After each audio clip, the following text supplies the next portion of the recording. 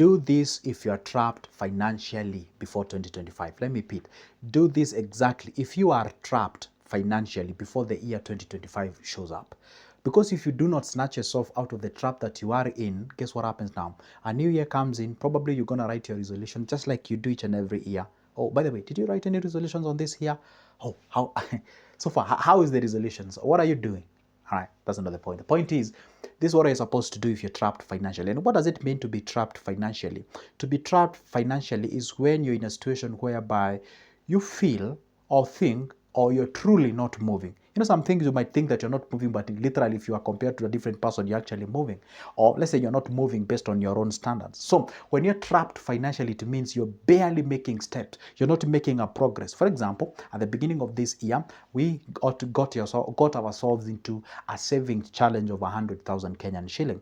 And we are now on the 7th month of this year. I'm making this video in July of 2024. Now, you're on the 7th month of this year. And if you check about, then obviously you're also supposed to be there above average or above 50,000 thereabout. You are at your 20,000. And you ask yourself, what is going on? Where did I get it wrong? Because if I do all the accumulation that I have on my savings, it's 20,000. Or maybe you have nothing. All right. So if you're trapped that way, that is exactly what I'm talking about. Now, guess what? I love us to sign a contract. Go ahead, I'm gonna share with you valuable information on this video, and go ahead and like the video. Make sure that you subscribe so that you can benefit all of us, and turn that notification bell so you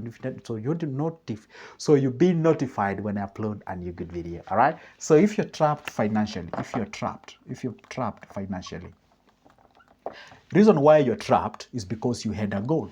You had a goal. All right. Because if you had a goal, if you didn't have a goal, then you cannot describe yourself as trapped. For example, let's say I was not moving, I was just seated somewhere. I mean, it's hard for me, it doesn't make any sense to say that, to claim that I'm trapped. But let's say I was walking somewhere and I got trapped. I was trapped, or I'm trapped because I was heading somewhere, all right? So now the point is this. What happens is that the moment you operate for a goal and you get some trap in between you achieving the goal, therefore you can actually figure out and ask yourself, I am trapped. What might have contributed for me to be in this trapped condition that I am in right now? All right. Now the point is this: you ask yourself, is it external factors? Is it external factors? Or is it internal factors? Is it internal factors? Is it because of me? Internal. Is it internal factors? Is it because of me or because of them? If it's about because of me, I've not shaken off some of the characters that is actually impulse buying, live a luxurious life and what have you, then I need to shake off all those characters before the year shows up. Because guess what? If I actually would say you cross over the year with the same character, you're going to get yourself the same problem. So you're going to ask yourself, is it because of me or because of them? So when you say because of me is when you have the characters and qualities and behaviors within you that is limiting you from achieving that thing. When it is about them, it's a thing that you cannot control. Let's say something showed up and money was needed and it was out of your control. That kind of a situation, you do not have a control about it. Obviously, I do not have an answer of what this is what you can do. But if it's a thing that you can be able to avoid, then you can be able to minimize. But things that are out of our control, honestly speaking, I do not have an answer to that. That's why I always insist you control the controllables. Okay, now you're trapped. Yes, find out the level of the trap that you are in. What zone are you in? See, we have three kind of zones. We have the green zone, we have the yellow zone, and we have the red zone. This is the green zone. The green zone is when you say at the beginning of this year, my aim is to get 100,000, and for that case regard, then I'm gonna be saving 8,000 each and every month for me to, if you multiply, not 8, let's say 8,500 per month, 8,500 per month for me to get this target of 100K at the end of the year. Okay, when you say that, then it means that you've been saving consistently that 8,500. Sometimes you save 9, sometimes you save 10, sometimes you save 7. But if you do the difference when you saved 10 and when you saved 7, there is that catch up at all the time. Then that means you're on the green zone. On the green zone again, just like I said, we're on the 7th month. It means that you should be playing around 50K and above thereabout. Therefore, it means you're on the green zone. Everything is running okay. You're within the lane of achieving your goal. You're still, let's say your destination was Mombasa. You're still heading to Mombasa. You've not turned around. You're not heading to Marsabit. So you're there. It's just a matter of game of waiting so that you achieve that goal for the next couple of months that are coming before you hit the 2025. That's when you operate under the green zone. Under green zone, you have a working budget. You have actually the discipline that is needed. And the internal factors, you have appropriate one. And the external factors, by God's grace, nothing has happened and you're still staying, or you're still on the track. Now, we come to what we call the yellow zone. The yellow zone, this is a situation whereby you realize, and by the way, at this particular point, before you even go to the yellow zone, you're not borrowing anybody, you know? And if you're borrowing, everybody is being paid in time and what have you. Yellow zone is when we say it's like an NGO. It's like an NGO. What does it mean? Nothing going on. You know, nothing is going on. You're not broke. You're not wealthy. You don't have any savings. You're not borrowing. You're not suffering to pay the school fees for your kids. You can go for an out, but nothing is moving. It's like I'm stuck. I'm somewhere.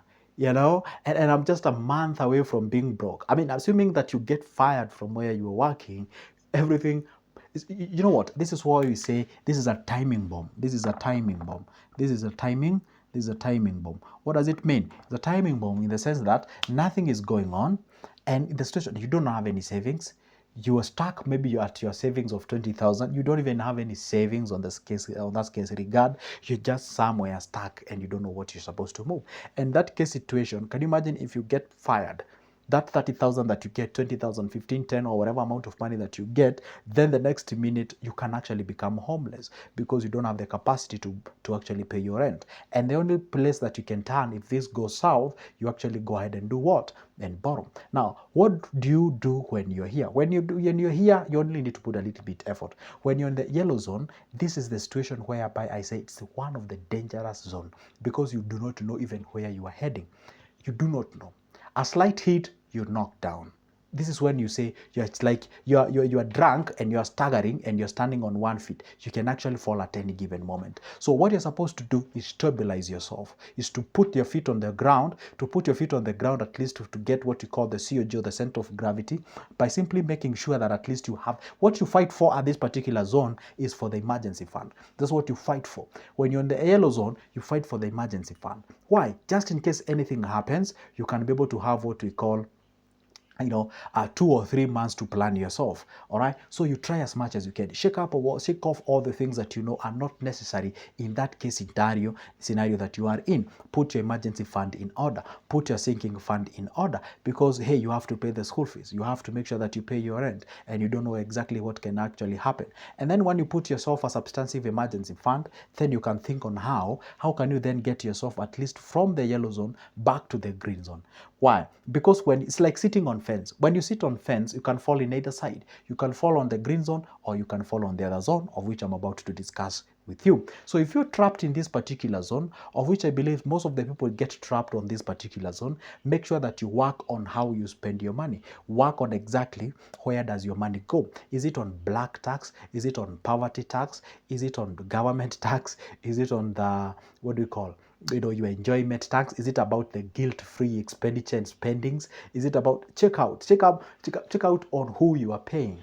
How much are you paying for your landlord? How much are you paying for the power guy? How much are you paying for the water guy? How much are you paying for your teacher, or for the teacher for your kids? How much are you paying for your parents and siblings and what have you? How much are you paying where, and all those kind of things? Then scrutinize all those figures and ask yourself, is it the appropriate math that I should survive on, or can I do better than this, and all those kind of things. So once you do that specific thing, therefore you can be able to make a right foot decision, so that at least you can push yourself back to the green zone. But if you do nothing, guess what happens now? Boom, you slip back to that the last zone, which you call the red zone. All right. And by the way, who said that the red and black signifies bad things? Sometimes choice of colors are not so good. Yeah, I'm just making fun anyway. So you're on the red zone. So if you're on the red zone, then it means at this particular point, you're probably borrowing to survive in a situation whereby you're barely surviving by yourself. You're just surviving on the mercies of God and also the support of the people and the systems and what have you. So when you're on the red zone, obviously, this is where you care about the basic things. This is when you care about the food, the shelter, and the clothing, just to be a human being. And when you go again into that food, shelter, and clothing, you again prioritize again. You start with food, you go to the clothing, and then you go to the shelter. So that at least you can be able, you see, let me tell you one secret. There is no way you can speak the language of savings and investments if you do not have anything in your stomach. By the way, if you go to people who are suffering with the food, as basic as food, and you're talking about savings, it's like you're being rude to them.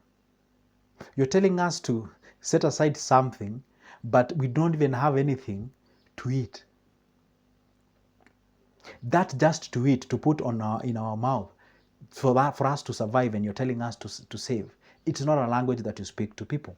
So when you're in the red zone, this is what I want you to do. If it is possible, avoid borrowing, because you are borrowing against incapability of you paying back. You are lying. When you tell them I'll pay you back, you are lying. Don't lie to yourself. You cannot pay back. Why? You don't even have a job. You don't have anything that you're doing. Check out on what you can be able to trade. And I always tell people, if you do not have a job and you do not have some money to invest, you trade your time, you trade your skills, and you trade your energy. That's what you trade to get money. That's when you shift from relying on the skill that you acquired from university and what have you, relying on what you can acquire on the streets for you to survive. And I'm going to give you a very simple example. I graduated from university. Well, of course, I passed, and I could have employed and get some job, but I didn't get any. Welcome to Kenya and welcome to Africa. Okay, now I didn't get a job. Now, if I could just cry on my degree and say this degree ought to feed me and what have you, I could have suffered. And this is the problem when you're not able to feed your stomach. You don't even become stable here. When you don't know where you're gonna go at the evening, you don't have a shelter. You cannot be stable here. You cannot be fresh here. So I decided I'm gonna go do the interior design and the painting and what have you. I know that's not gonna solve my entire problems in life. That's not what I'm gonna retire with, but it will pay my meals today. It will clothe me. It will actually give me a place to live. It may not be the best place to live, but at least I'll be able to achieve those three basic things. Now, when you achieve those three basic things, now what do? You work on the skills that can pay you good. And this is what I did. After I joined up with people who are doing painting, as simple as it is, I went there, I did the painting, I got some money. It was not much, it was some few 500, 1,000 shillings thereabout. And then after that, what I used to do is that I could record videos when I was still on site. During the lunch hour, I record, because I knew these videos will take me somewhere. I need to work on my skill and what have you. People used to think that I'm bad. So the moment you get full, something on your stomach, and now you have a clothing on top of you and a shelter where you go the evening, now you start sharpening your skills, new skills that can be, you already identify the skill that you got from school cannot employ you. Now you start developing other skills that you can actually use to trade and be paid for that. You get what I'm saying? At that particular time when I was working, I was literally trading my time and energy. You get what I'm saying? So when you're on the red zone, so when you identify yourself like this, then now the problem that people do is that you get into that job and then you become comfortable. Just because you're paying your rent and the clothing and shelter, you become comfortable. You do not become comfortable. You aspire higher. You aspire higher and higher and higher and higher. So that at least the idea is to put yourself into this zone. And once you put yourself into this zone, the idea is to put yourself into this zone. And once you put yourself, you keep on moving up and up and up, and to a point where by now, I think on the top here, above all the zone, this is where you have the financial freedom. This is where you have the financial freedom. This is no longer going back down. I'm not saying it's possible, but it's close to negligible when you have all the systems of investments. That way, is that how you snatch yourself if you are trapped financially, if you are trapped in broke life, you're trapped somewhere. By the time now the 2025 God willing comes, then you can be able to know this way I'm going to pick myself and I'm going to move myself to the next level. Now that's how you do the things. And that's Good Joseph speaking. And this is kind of the videos that I upload each and every day. If you like them, go ahead and like the video. Make sure that you subscribe, leave me a comment on the comment section, and turn that notification bell so you'll be notified whenever I upload a new good video. And don't forget one thing, if you would like to have a conversation with me, my number is always on the description of this specific video. Grab that number, shoot me a call, let's have a discussion. It's a goodbye, and see you in the next one.